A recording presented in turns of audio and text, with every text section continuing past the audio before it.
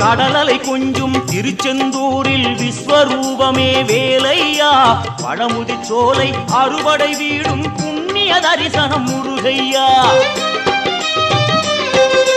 திருநீர் அணிந்து வரும் போது நெஞ்சில் நிம்மதி பிறக்குது கந்தையா சுகனே சிவனார் மகனே உன்னை பாட பாட சுகமாகுதையா வேல் முருகா அரோகரா அரோகரா வேல் முருகா